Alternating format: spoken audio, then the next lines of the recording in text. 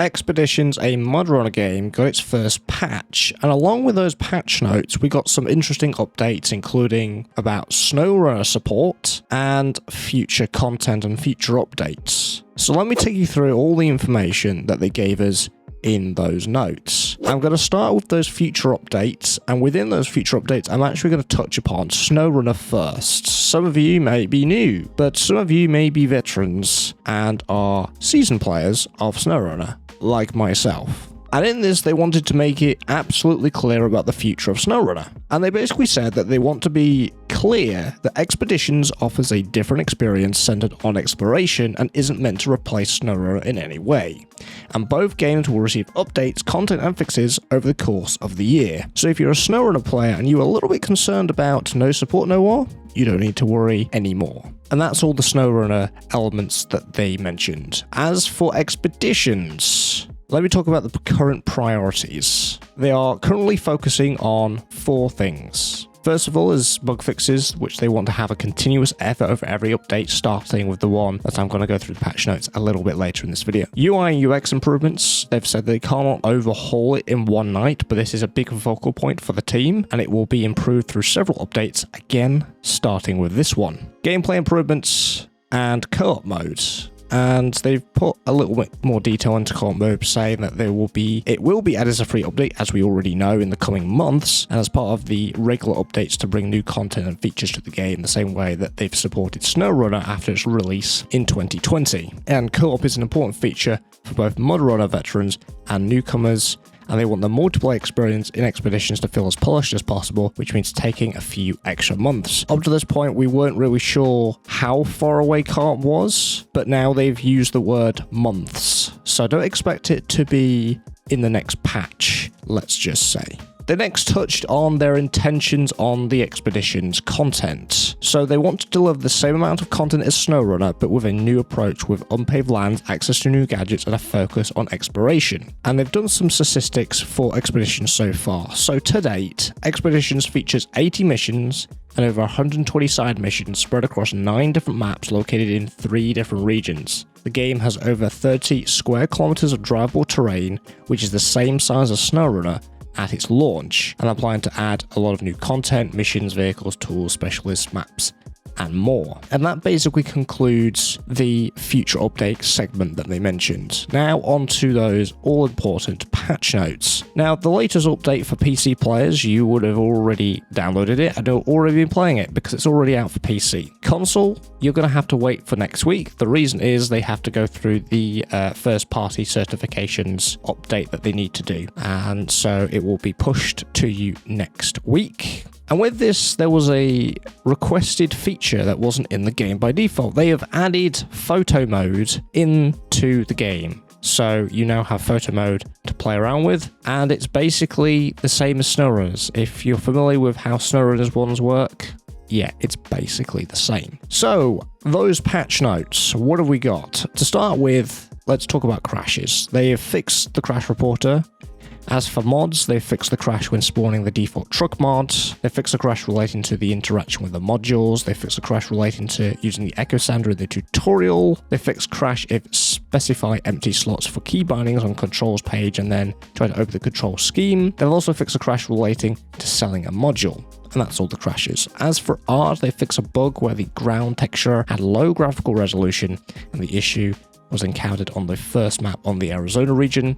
They fixed soapy landscape textures on ultra settings, and they fixed the engine start animation for the Anthem 1960, the Costco Canyon, Collie Pug trucks to match the new sounds. I mentioned it earlier, the UI UX, there's quite a few changes in here, so let's get through them. So a comment from players was taken into account when the map was not centered on the place where a player will deploy to address the issue. Players' confusion when deploying far from the first quest point. The first car's deployment zone list will open immediately, so the camera will center on the car. Significant changes have been made to all car description variants. Now the information is structured to display truly important details for a player. Elements have a more comprehensive layout, both in terms of meaning and visual composition. Interactive elements have become more apparent.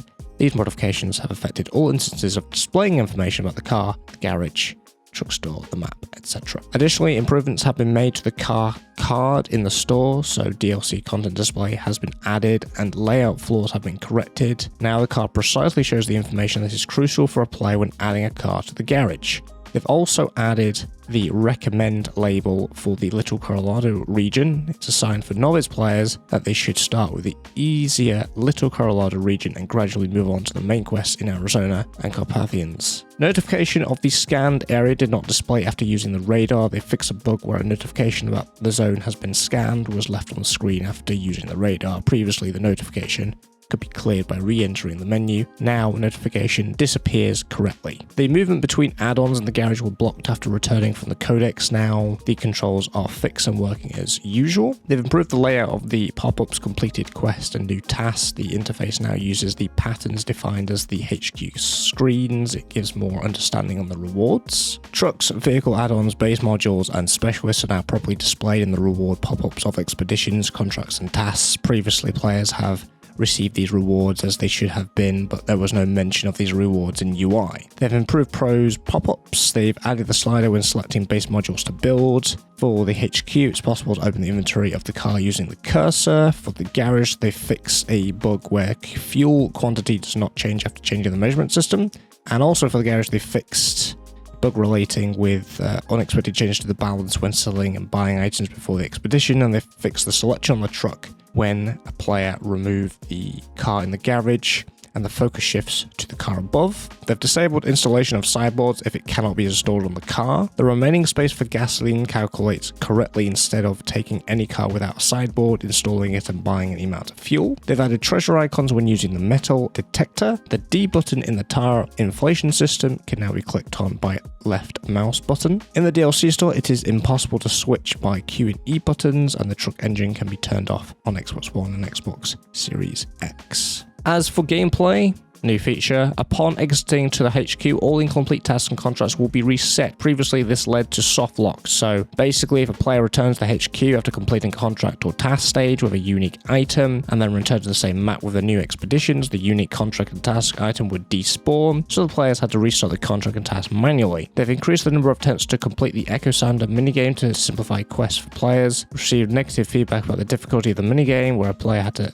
scan fish. Upgrades open with binoculars are not displayed on the map. After fixes, objects discovered with binoculars are displayed on the map. They've added the key to use the car's honk with the gamepad. They fixed sound of the drone's bag signal. The sound would start when a player wasn't far from a truck. Now a player can understand the signal status from the interface. They fixed the seismic vibrator sounds. In the tutorial, you can't open a refuel hood in a stage with a refueling truck. At the stage with the car being refueled and repaired, the hood opens and immediately closes. You cannot go through a stage without re-entering the main menu. After re-entering, you're thrown to the next stage. They've done a few changes to the minigame camera, so too many fireflies in the minigame at night, and the fireflies VFX were displayed on pictures taken by the player. Sometimes there was so many of them that they covered the entire scene. Also for the minigame camera, the completed stage disappears immediately after completing the minigame without necessity in opening or closing the map, and the minigame visual inspection, they've removed the close control from the bottom. PlayStation 5 activities are counted as completed.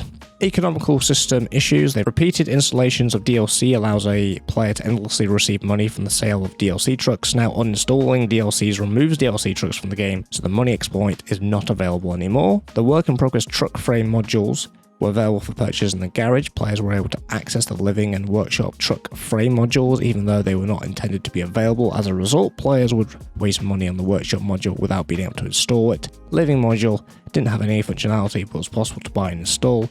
Now the frame modules are not available for purchase, and the add-on purchase is blocked in case of any invalid module. For mod support, they've added localization in the cheat pop-ups in the polygon map. They've added the new expeditions readme file in the folder guides. They fix a bug relating to the mod browser. The control in the save screen disappears after remove or installing the mod in the mod browser. And for localization, they fixed description of the expanded parking and tow truck modules. They fixed the description of the consumables in the trade window for the sideboard. For the garage, the requirement to open the complete to unlock add-on is displayed in all supported languages. They've removed the Korean technical text from the sell button in the garage, and they fixed crop text on Poland Czech. They've also done 200 plus other minor fixes and improvements. And that's it. That's the update for all the patch notes, all the future content, and of course, the all-important Snowrunner support. And that is going to conclude today's video. If you enjoyed it, found it helpful, I'd like to see more content than this one, make sure you're subscribed. I'd like to know in the comments below, is this a positive outcome for you? Are you glad that Snowrunner isn't being abandoned? Let me know in the comments below. I make racing and simulation content just like expeditions on the channel, so if that also interests you, stick around and I'll see you guys in the next one. Take care.